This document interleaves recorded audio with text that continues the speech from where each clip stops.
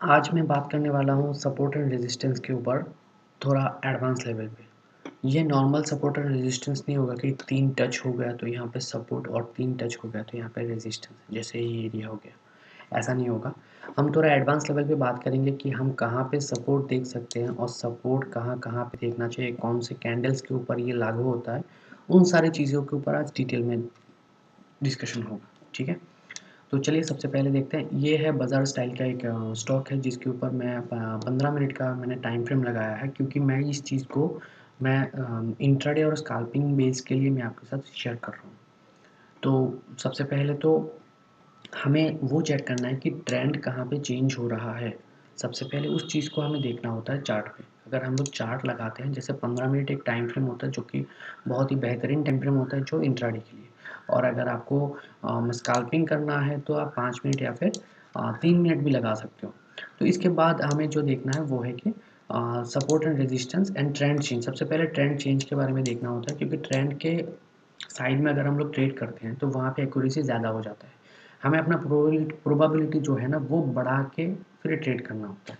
जिस साइड में हमारा प्रोबेबिलिटी ज़्यादा होगा उसी साइड में हम लोग ट्रेड पे बैठेंगे, क्योंकि रैंडम ट्रेड बहुत ही रिस्की हो जाता है और एसएल हमें बहुत कम लेना है, छोटा एसएल लेना है। और मतलब स्टॉप लॉस जितना कम हिट जाए उतना ही हमारे लिए बेहतर है, क्योंकि एक बार दो बार स्टॉप लॉस हिट जाने से हमारा साइकोलॉजी में बहुत गड़बड़ हो जाता है, वो हमें पता है।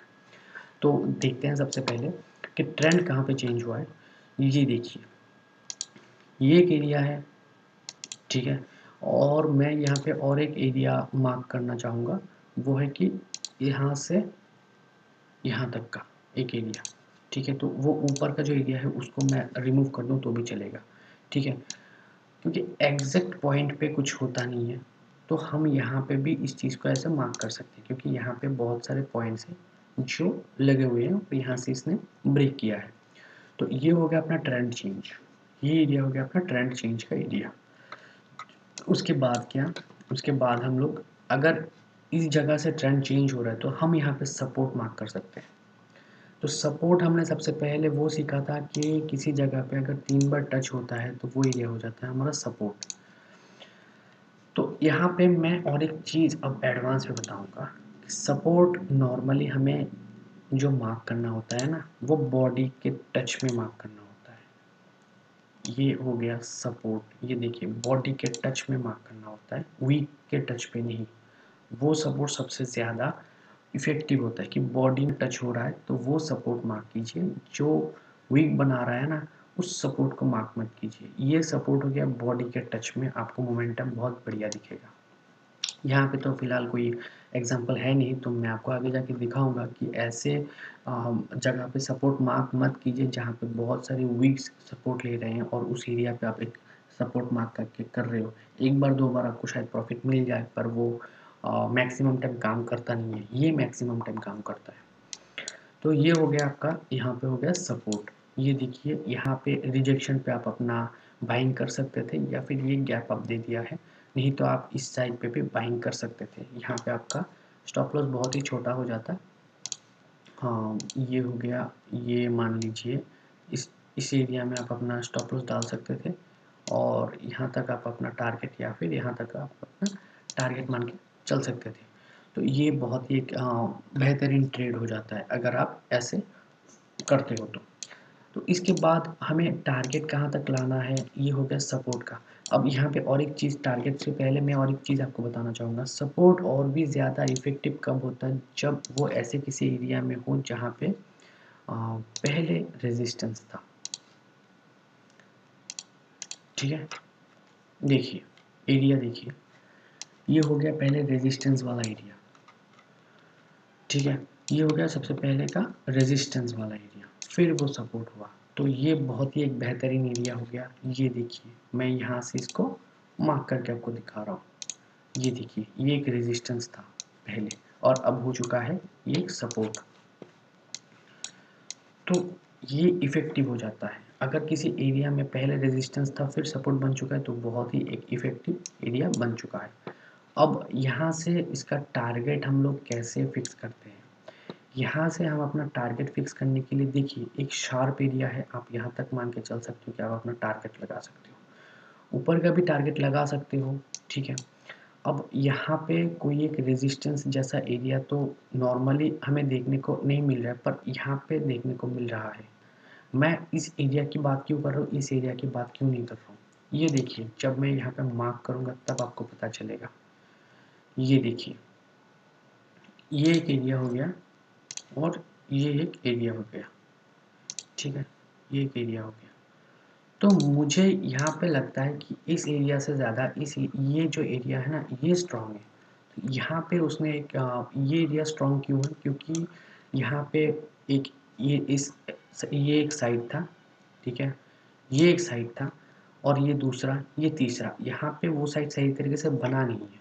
तो आपको इस व्यू को क्लियर करना होगा कि जिस साइड में सबसे ज़्यादा पॉइंट है, उस साइड का एक पहला टारगेट रख सकते हो। क्योंकि ये 15 मिनट का है, इसकी वजह से मैं बता रहा हूँ। अगर बड़े टाइम फ्रेम का होता तो मैं और बड़ा टारगेट बताता, है ना? क्योंकि हम ऊपर भी देख सकते हैं, इस एरिया को भी देख सकते थे, जो कि अच्छी तरीके से रेस्पेक्ट भी हुआ। यहाँ पे 1 पॉइंट 2 पॉइंट हो गया और यहाँ पे तीसरा पॉइंट जो यहाँ तक जाके वो रुक सकता था, पर हम उसको भी बता सकते थे। पर अभी क्या मैं बता रहा हूँ, अभी क्या मैं बताने की कोशिश कर रहा हूँ, वो देखिए कि ये जो एरिया है, ये एरिया एक बार 2 बार सही तरीके से टैप हो चुका है। इस एरिया में एक बार और दूसरा बार जो था ना, वो नीचे का तरफ था और यहाँ पे वो 2 बार टच हो चुका है और 3 बार की तरफ हम यहाँ पे टच कर सकते थे। और इस एरिया से अगर मैं इसको मार्क करूँ, तो ये देखिए, मैं बॉडी के ऊपर सबसे ज़्यादा मैं प्रेशर देता हूँ, कैंडल के विक के ऊपर नहीं। तो यहाँ पे आप देखिए कि रेजिस्टेंस जैसा मान तो रहा है, पर उतना खास नहीं है। तो यहाँ पे अगर वो सपोर्ट बना लेता है तो वो और भी ऊपर जा सकता है। मतलब अब अपना अगला जो एरिया होगा वो ऊपर की तरफ का एरिया होगा। टारगेट जो होगा वो ऊपर की तरफ का होगा, क्योंकि ऑलरेडी यहाँ से उसने अपना ट्रेंड चेंज कर लिया है और अपसाइड का मूवमेंट दिखा चुका है। और अब यहाँ पे अगर ट्रेड करना है तो यहाँ पे आप इस एरिया तक का अपना टारगेट तो मान के चल सकते हो, और इस एरिया का टारगेट मान के तो चल सकते हो। और उसके बाद आपको क्या देखना है, उसके बाद आपको देखना है कि वो हाई कहाँ पे लगा रहा है। अगर वो यहाँ पे हाई लगा रहा है तो वो थोड़ा नीचे आया है और उसके बाद वो दोबारा से यहाँ पे वो रुक रहा है। अब वो इस एरिया के ऊपर अगर निकलता है, मैं मार्क करके दिखाता हूँ, ये देखिए।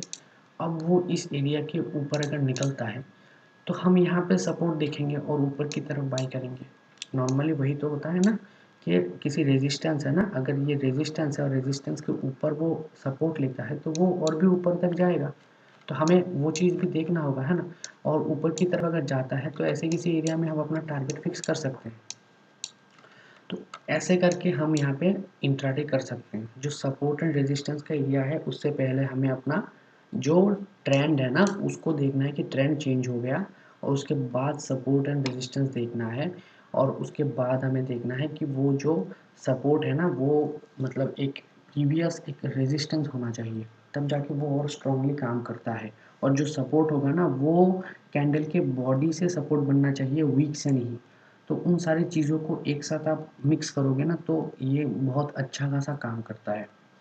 तो चलिए, इसके ऊपर मैं और भी डिटेल में वीडियो लाऊँगा। ये तो बस एक था, एक ओवरव्यू था कि सपोर्ट एंड रेजिस्टेंस आप ऐसे मार्क करके आगे जाके काम कर सकते हो, एडवांस लेवल पे था।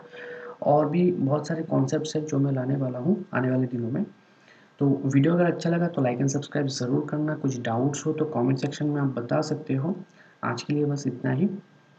Thank you so much.